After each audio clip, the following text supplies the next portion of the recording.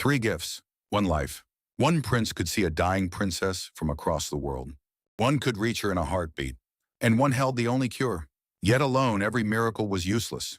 This is the old Arabian Nights tale of three brothers, three impossible gifts, and the reward none of them could rightfully claim. A sultan had three sons, Hussein, Ali, and Ahmed. Their cousin, Princess Nouronnihar, had grown up beside them after losing her father as a child. All three princes loved her, and each asked for her hand. The sultan loved his sons too much to choose by rank, and feared that choosing one would turn the others into enemies. So he offered them a contest. They would travel in three directions and return after 1 year. Whoever brought back the rarest and most astonishing object would marry the princess. The sultan gave each the same purse, so wealth and opportunity would be equal. At a roadside inn, the brothers embraced, promised to meet there again, and vanished down three separate roads. In a distant market, Hussein saw a merchant asking a fortune for a small, ordinary-looking carpet. Then the merchant revealed its secret. Anyone who sat upon it could be carried instantly to any place he wished. Hussein demanded a test, sat upon the worn fabric, and instantly appeared back inside his lodging. He paid the price, certain that no object on earth could surpass it. In Shiraz, Ali found a carved ivory tube no longer than his forearm. "Look through one end," the seller said, "and it would show any person or place in the world." Ali tested it and saw his father seated safely in court. Then he wished to see Nouronnihar and found her laughing with her attendants. Convinced, he bought it at once. In Samarkand, Ahmed heard a crier offering an artificial apple. Its scent, he claimed, could cure the deadliest illness. The crier said a philosopher had spent his life combining the virtues of plants and minerals, then died before he could use his own remedy. Ahmed demanded proof. The apple was carried to a man whom physicians had abandoned, and with one breath of its fragrance, the dying man opened his eyes. A year later, the brothers returned to the inn. Each believed he had won. Hussein spread out the flying carpet. Ali raised the ivory tube. Ahmed placed the healing apple between them. Laughing at first, they agreed to test Ali's gift by looking upon Nouronnihar. The laughter ended. Through the tube, they saw the princess motionless in bed, surrounded by grieving attendants. The royal physicians had given up hope, and servants were already preparing the palace for mourning. She might not survive the hour.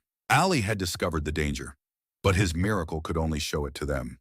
The three brothers seized their gifts and sat upon Hussein's carpet. He wished them beside the princess. The inn vanished. Wind tore at their robes, towers flashed beneath them, and in the next breath they were standing inside Nourronnihar's chamber. Ahmed held the apple beneath her nose.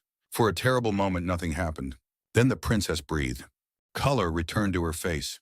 She opened her eyes as if waking from deep sleep and asked why everyone was crying. Her attendants fell to their knees while the room erupted in astonished relief. Together, the brothers had crossed distance and death. Before the sultan, each prince claimed victory. Ahmed's apple had cured her. But without Ali's tube, they would never have known she was ill. Without Hussein's carpet, they would have arrived too late.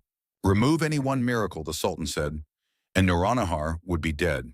He could not honestly call one gift greater than the others. To settle the marriage, he ordered a second contest. Whoever shot an arrow farthest would win. Hussein fired first. Ali's arrow landed beyond his. Ahmed drew his bow and released with such force that the arrow became a dark speck and disappeared.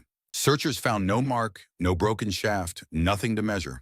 By the only evidence the court could see, Ali was declared the winner. Ahmed did not accuse his brothers, and he congratulated Ali without bitterness. Still, he could not forget the vanished arrow. Days later, he walked beyond the field, past Ali's mark, and into the rocky hills. There, impossibly far away, he found his arrow lying beside a narrow opening in the stone. Behind the opening stood a bronze door leading to a palace beneath the mountain.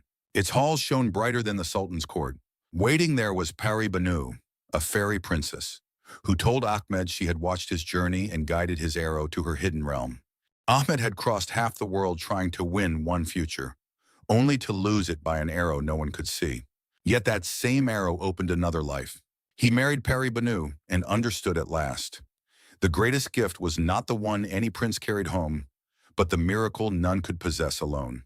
This tale comes from the many English retellings of the Arabian Nights, where names and details change, but the three miracles remain.